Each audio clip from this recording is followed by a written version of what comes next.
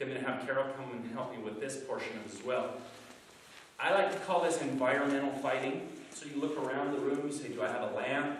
Not that I'm advocating violence, because whenever you can avoid it, you want to avoid it. But if someone grabs you, and so what are you going to do? Well, if they're grabbing you, you want to take control. So whatever portion.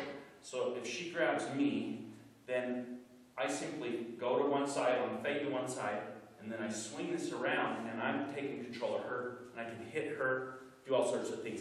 And specifically on these grabs, there's memorized movements that go. There's 26 different grab techniques on the basics. So if someone grabs, that's right there.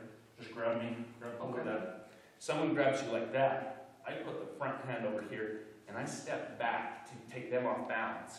And then you can come under and break their arms. You can hit them. You can hit them in the neck. So on any of these techniques, you say, what could I do in this situation?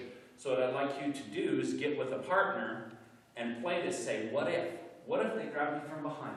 What if they grab my throat? And then you say, what do I have? Do I have my thumbs? Can I poke them in the eye? Can I hit them in the throat? Can I hit them in the groin from behind? And so if they're behind you and they do something like this, I'm standing sideways, but Carol could hit me in the groin with a hammer fist. She could grab on and do the doorknob technique. Yes, and she did that. So if you grabbed them, she could jump and go down. So if I'm here, you've seen probably techniques where you throw your arms up and turn around. You can get out of a chokehold that way. But what I like to do is make sure that I hurt them when it happens. So if they're choking, and she can elbow from the back. Now, it's also important that you scream. So when you do something like this, if they grab you from behind and you go, "Ah!" and you scream, it scares them. And they just kind of, it jump starts, it freezes, their nerves get with that. So remember, you have your elbows or some of your best friends. So if I grab you right here, there you go, you're immediately there. You can punch me in the throat, because it's right there. Right? Oh yeah, you punch me, or you can hit the nose. There's also, I put my groin right in front of her. She has her knees, which are great weapons. And so, as I grab her hands, if someone grabs her hands, she has her feet. And I'm exposed completely.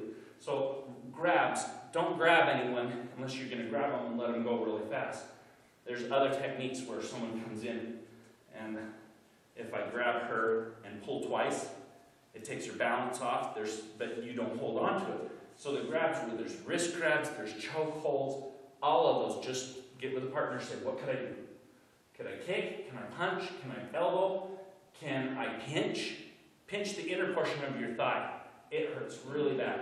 If you can get if somebody's wrestling with you, you can pinch the inner portion of their thigh. Don't ever let a wrestler get you down, because you'll be in big trouble. Of course, most wrestlers aren't out trying to kill you. And when we talk about these different sections, we'll go into some of that advice. Thanks. Welcome to Seikoshta Self-Defense for Women.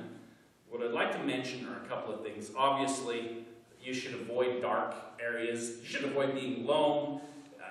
And if you do get in a situation where you need to fight, hopefully there'll be other people there. You can yell, you can scream. Learning some of these techniques is not a substitute for real classes. So I would urge you to get to your nearest dojo and sign up. You don't have to become a martial arts expert, but there are several classes that can teach you self-defense moves.